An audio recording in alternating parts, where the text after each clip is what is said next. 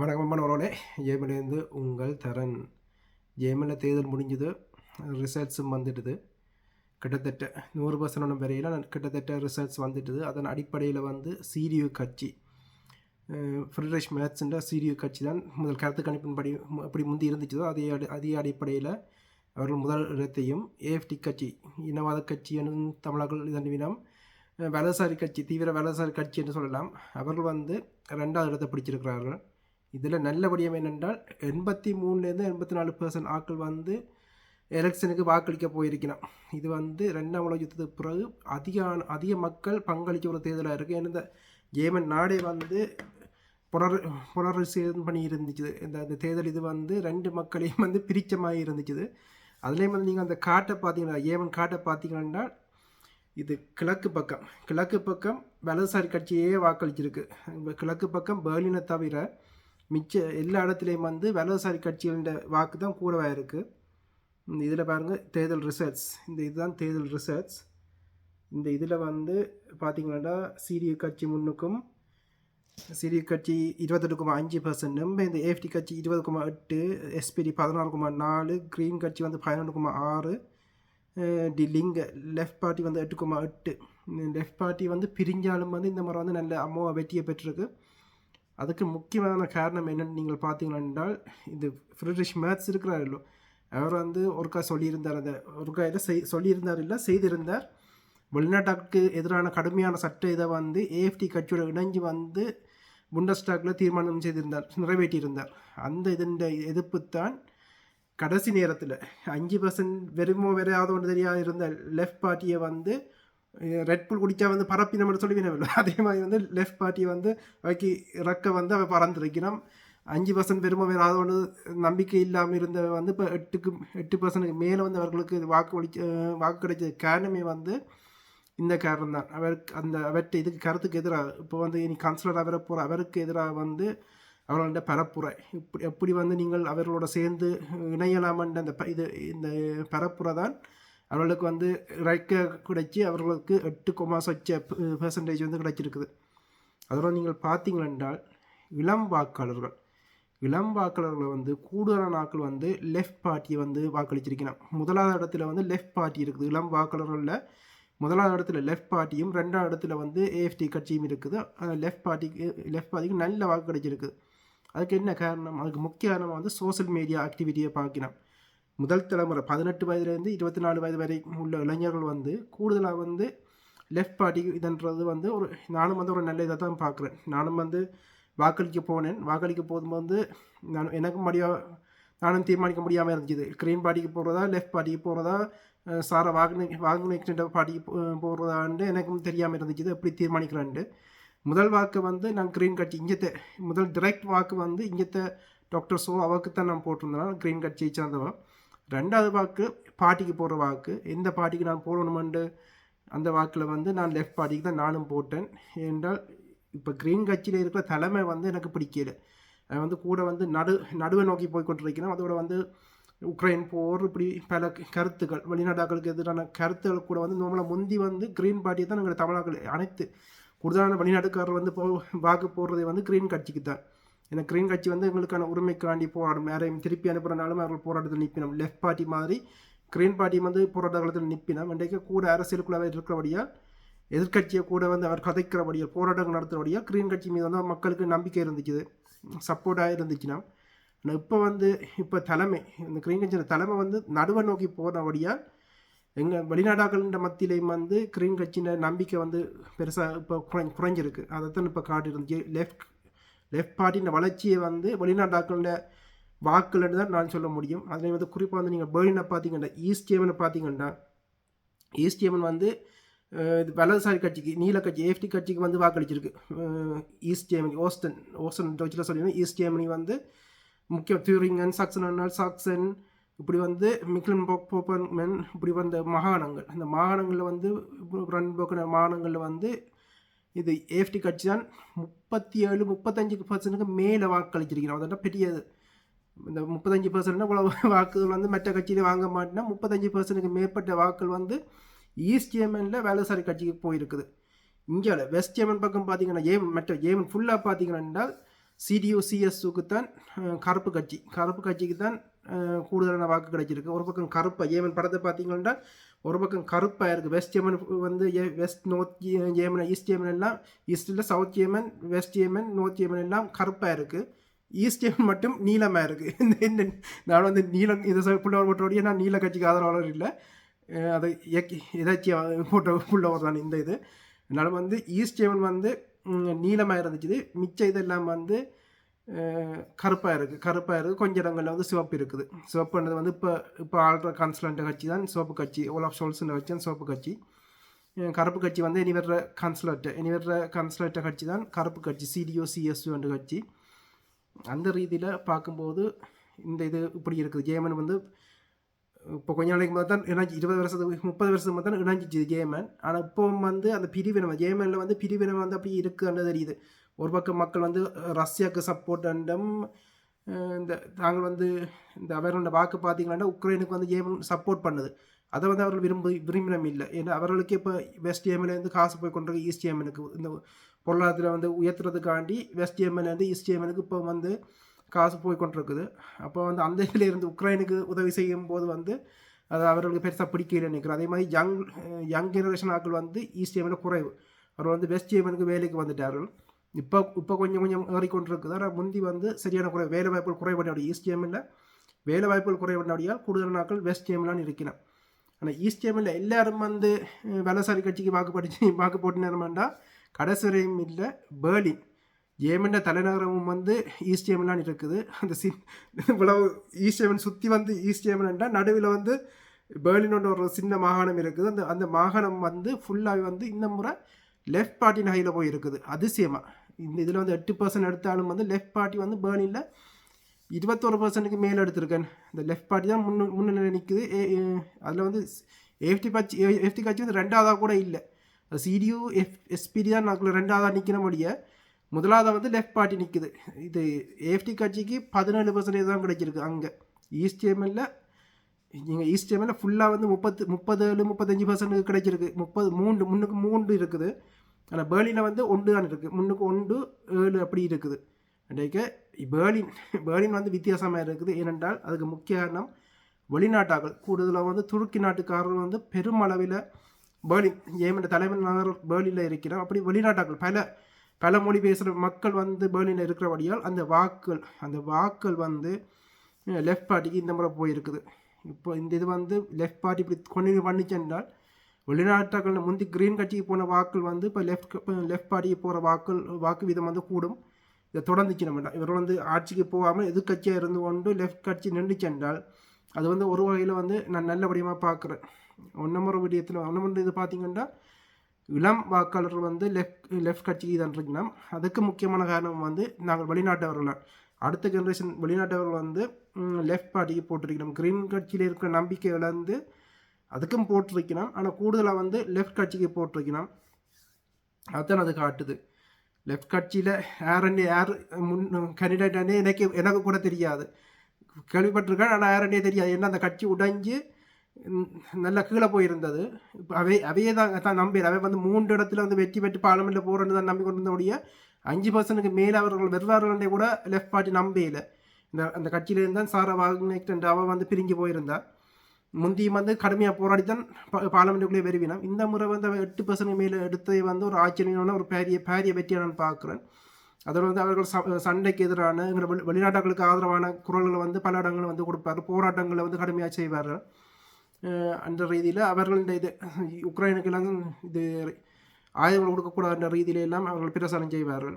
என்னபடியாக அவர் கருத்தியலாக communist கட்சியிலேருந்து வந்தபடியாக கருத்தியாலாம் வந்து அவர்கள் வந்து கணக்கை பார்த்துருவார்கள். சோசியல் மீடியாவில் மிகவும் ஆக்டிவாக இருக்கிறார்கள்.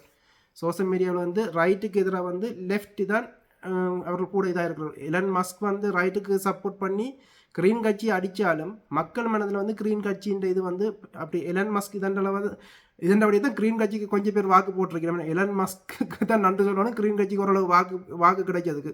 இந்த கோலட்சன் கட்சியிலே வந்து SPD போன முறையும் பார்க்க படு தோல்வி அடைஞ்சிருக்கு. கணக்கு % குறைஞ்சிருக்கு.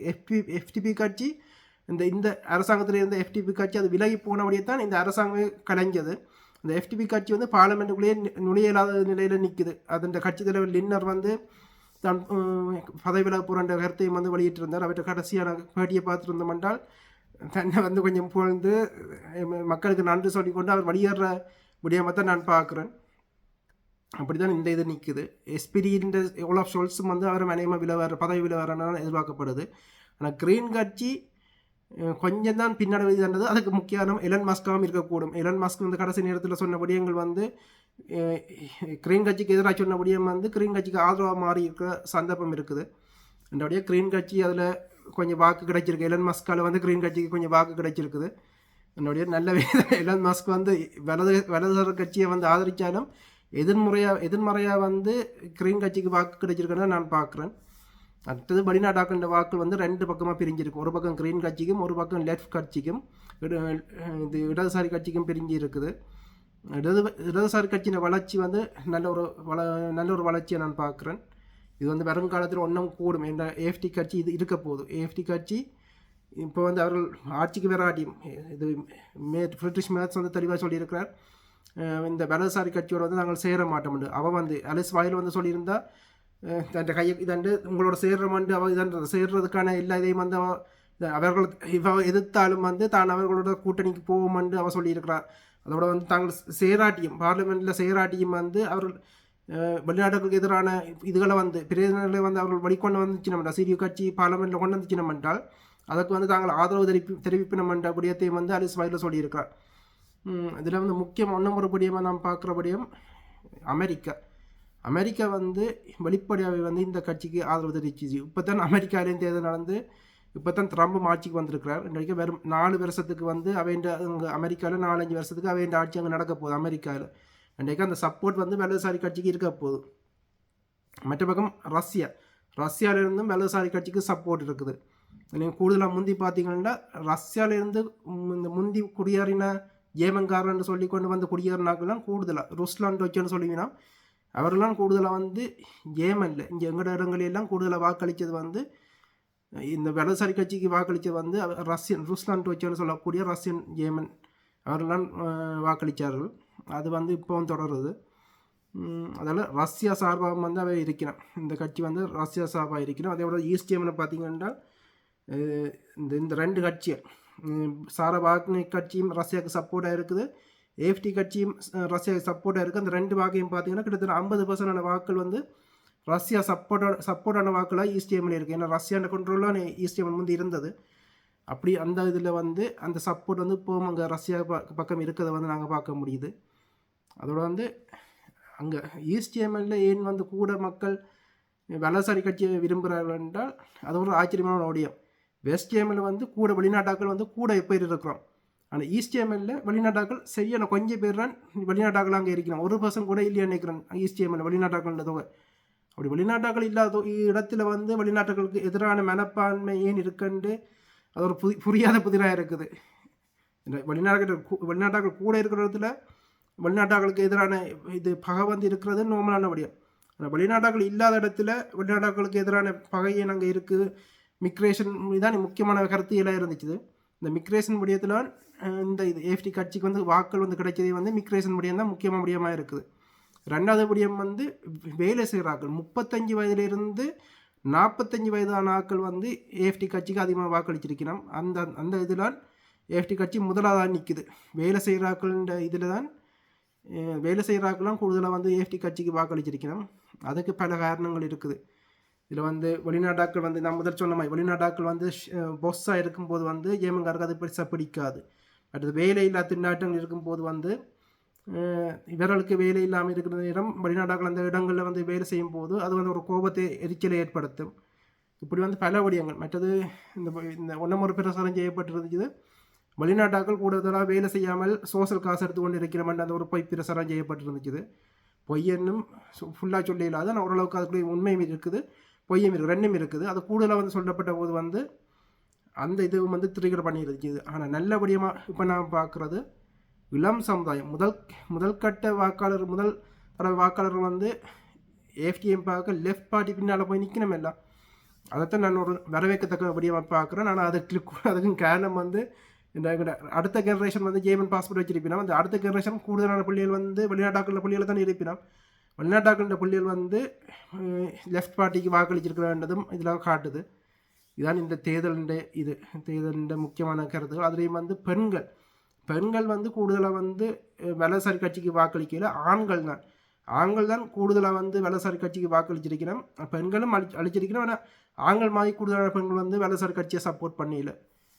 அதில் வந்து பெண்கள் வந்து கூட கிரீன் கட்சி, லெஃப்ட் கட்சி அந்த பக்கம் இதான. மற்றது படித்த மனிதர்கள் வந்து கிரீன் கட்சி, லெஃப்ட் கட்சி அப்படி வாக்களிச்சிருக்கிறோம். படிக்காத மக்கள் கூடுதலாக வந்து ஏஎஃப்டி வலதுசாரி கட்சி, சிடியு கட்சி போன்ற கட்சிகளுக்கு வந்து வாக்களிச்சிருக்க வேண்டும். சட்டிஎஃப்ல நடந்த கருத்து கணிப்பில் வந்து சொல்லியிருந்துச்சுன்னா, அப்போ படித்தறிவு இல்லாதவர்கள் வந்து கூட இனவாதத்துக்கு பின்னால் போய் நிற்கிறன்ற ஒரு விடயத்தையும், இந்த அவதூறுகளை வந்து நம்புகிற மனிதர்களும் இருக்கிறார்கள்ன்ற விடயத்தையும் வந்து ஆதாரபூர்வமாக சட்டிஎஃப் என்ற கருத்து கணிப்பு வந்து காட்டியிருக்குது. இதுதான் இந்த தேர்தலுடைய இது. எப்படி இனி வந்து இனி இதென்ன போய் நம்மன்ற விடயம் வந்து நம்ம வழியால் வரையில கூடுதலாக எந்த கணிப்பின்படி வந்து யார் விரும்பினோம் என்றால் சிடியு வந்திருக்கு. சிடியு அவர் தான் கூட இது வாக்கு வச்சிருக்கிறான். ஏஎஃப்டியோட வந்து அவர் கூட்டணி போக மாட்டோம்னு சொல்லிட்டான். அலிஸ் வைரோட வந்து கூட்டணி போக மாட்டோம்னு சொல்லிட்டபடியா ஏஎஃப்டியோட கூட்டணி போகாதபடியால் 2 ஆப்ஷன் இருக்குது. அவை வந்து எஸ்பிடி கட்சியோட இணையலாம், தனியாக ஒரு கட்சியோட தனிச்சு இணைஞ்சு வந்து பத்தாது. ஒரு கட்சி இந்த 2வது கட்சியை வந்து கிரீன் கட்சி இருக்குது, கிரீன் கட்சியோட இணையலாம், லெஃப்ட் கட்சியோட இணையலாம். லெஃப்ட் கட்சியோட இணைகிறதுக்கு சந்தர்ப்பம் குறைவாக இருக்குது. ஏன்னா அதுக்கு முதலே வந்து கருத்து வித்தியாசம் கூட இருக்கிறபடியால் லெஃப்ட் கட்சியோட இணைகிறதுக்கு ஒன்றும் சொல்லல. கூடுதலாக வந்து கிரீன் கட்சி, எஸ்பிடி கட்சி, சிவப்பு கட்சி, பச்சை கட்சி, மற்றது கருப்பு கட்சி 3 இணைஞ்சு தான் ஆட்சி அமைப்பு நம்ம நிற்கிறேன். அப்படி இல்லாட்டி மஞ்சள் கட்சி வந்துச்சுன்னா, மஞ்சள் கட்சி 5% எடுத்துச்சேன்னா அவை வந்து பார்லமெண்டில் நுழைஞ்சால் அதுவும் போதுமானதாக இருக்கும். அல்லது சாரா வாக்னேக்கின்ற கட்சி ஈஸ்டிஎம்எல் அப்படி தான் ஆட்சி செய்யணும். அவர்கள் பார்லமெண்டில் நுழைஞ்சாலும் இவர்களோட கூட்டணி தான். அது இறுதி ரிசல்ட்ஸ் வந்த அப்புறம் தான் அது வந்து தெளிவாக சொல்ல முடியும். இப்போ வந்து அவர்களுக்கு அந்த போதியான வாக்குகள் மட்டுமட்டாக இருக்குது. 5%க்கு வெறும் சாரா வாக்னேக், ஆனால் அது 4,95% இருக்குது. இப்போ 2 ஆப்ஷன் தான் அதில் இருக்குது. ஒன்று சாரா வாக்னேக் மற்றது எஸ்பிடி சிடியோட ஒரு கோலிஷனாக கூட்டணியாக வந்து மாறக்கூடும். அல்லது எஸ்பிடி கிரீன் கட்சி மற்றது இது ஃப்ரெட்ரிஷ் மேத்ஸின் சிடியோ கட்சி, இந்த 3 இணைஞ்சு ஒரு ஆட்சி அமைக்கக்கூடும். என்றாலும் இந்த இதில் வந்து வலதுசாரி கட்சின்ற வளர்ச்சி வெளிநாட்டாக்கள் எங்களுக்கு வந்து பெரிய பாதிப்பை கொடுக்கும். ஏன்னா 20% மேலே வந்து அவர்கள் வந்துருக்கிறார்கள். அந்த ஈஸ்ட் ஏமில் வந்து 38% எல்லாம் எடுத்துருக்கோம், 39% எல்லாம் எடுத்துருக்கலாம். இன்றைக்கு அது வந்து பாரிய சிந்திக்க வேண்டிய விடயமாக இருக்குது. எங்களோட வெளிநாடுகள் கூட இருக்கிற இடங்களில் வந்து அவர்கள் பெருசாக வெற்றி பெறாட்டியும் வந்து வெளிநாடுகள் இல்லாத இடங்களில் வந்து அவர்கள் பாரிய வெற்றியை பெற்றிருக்கிறார்கள். அது வந்து அடுத்த ஜெனரேஷன் ஆக்கள் வந்து சிந்திக்க வேண்டிய விடயமாக இருக்குது, பயத்தை ஏற்படுத்துகிற ஒரு விடயமாக இருக்குது. இது வந்து இந்த போக்கு வந்து அடுத்த தேர்தலில் வந்து இன்னும் கூடும். இன்றைக்கு இவன் பொலிட்டிக் அப்படி இருக்கணும் பார்க்கணும். அலிஸ் வயலில் போய் சொல்லிட்டா தான் வந்து இன்னும் டபுள் மடங்கு வந்து இனி வேலை செய்வான், டபுள் மடங்கு வந்து இனி அவன் கருத்து கழிதல் எல்லாம் இனி ஒன்றும் கூட அவைக்கு பவர் வந்தபடியால் ஒன்றும் கூட வந்து இதான் இனவாதத்தை வந்து கக்க போயினான். அந்த இது வந்து டோட்டலாக நீங்கள் பார்த்தீங்கன்னா வெளிநாட்டாக்கள் எங்களுக்கு வந்து நல்ல போக்காக இல்லை. ஒரு பக்கம் அமெரிக்காவில் ட்ரம்ப் இருக்கிறார், அவர் வந்து வெளிநாட்டாக்களை வெளியேற்றுறார். இந்த இனவாத கட்சிக்கு வந்து சப்போர்ட்டாக இருக்கிறார். இன்றைக்கு எந்த பார்வையில் இனி வருங்காலங்கள் வந்து கஷ்டம். அதான் இனி இதில் வந்து ஒரு வகையில் வந்து இவர்கள் ஆட்சிக்கு வராமல் தடுக்கப்பட்டாலும் இவர்கள் 20% மேலே வெற்றி பெற்றபடியால் இவர்களோட பெரும் சக்தியாக இருக்கிறார்கள். அமெரிக்கான சக்தியோடு சேர்ந்து இவர்களோட எலன் மஸ்கின் சப்போர்ட்டோடு சேர்ந்து இவர்களோட சக்தி வந்து மிக பெரிய சக்தியாக இருக்க போகுது. இன்றைக்கு இவர்களோட குரல் ஒன்றும் ஓங்கி இருக்குது.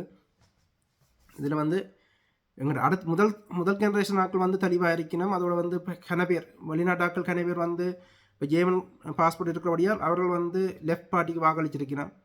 அவர்களும் வந்து இப்போ விழிப்படைஞ்சிருக்கணும். வெளிநாடு வந்து இந்த தேர்தலை வந்து கணக்கெடுக்காத வெளிநாட்டாக்கள் எல்லாம் வந்து இந்த இதில் வந்து விழிப்படைஞ்சிருக்கணும். அதுலேயும் வந்து எனக்கு தெரிஞ்சு என்னோட வந்து பல தமிழாக்கள் எனக்கு அடித்து கதைச்சிருந்துச்சுன்னா இந்த காணொலியை வந்து பார்த்து அதுக்கு வந்து பாராட்டு தெரிஞ்சிருந்தேன். நான் வந்து வழியாக விளங்கப்படுத்தி இருந்தேன் சொல்லியிருந்தேன். ஜேமன் எலெக்ஷனை பற்றி விளங்கப்படுத்தி இருந்தேன், தங்களுக்கு உதவியாக இருந்தேன் சொல்லியிருந்துச்சுன்னா அவர்களும் போய் வாக்களிக்கிறார்கள்ன்றதும் ஈழத்தமிழ் மக்கள் மத்தியிலே வந்து ஒரு அச்சத்தை வந்து நீல கட்சி ஏற்படுத்தி இருக்குது. அந்த ரீதியில் மக்கள் இந்த 83% மக்கள் வந்து வாக்களிக்க போனதை வந்து ஒரு பக்கத்தில் அச்சம், ஒரு பக்கத்தில் இந்த நீல கட்சி மீது இருந்த அச்சம், மற்றது இதுவரையும் வந்து வாக்களிக்காத நீல கட்சி பல பேர் இந்த ஆன்லைன் கேம் விளையாடுறாக்கள் அப்படி என்று பல பேர் வந்து வாக்களிக்க போகாத ஆட்கள் வந்து நீல கட்சிக்காண்டி வாக்களிக்க போகிற ஆட்களும் கூடவாக இருக்கணும். அப்படி வந்து ஈஸ்ட் ஜெர்மனியில் பார்த்தீங்கன்னா ஒரு ஒரு ஃபுல் இதே வந்து ஈஸ்ட் ஜெர்மனி வந்து பெர்லினை தவிர ஃபுல் ஈஸ்ட் ஜெர்மனி வந்து நீல கட்சிக்கு வாக்களிச்சிருக்குது. இப்படி இந்த தேர்தல் முடிவுகள் இருக்குது.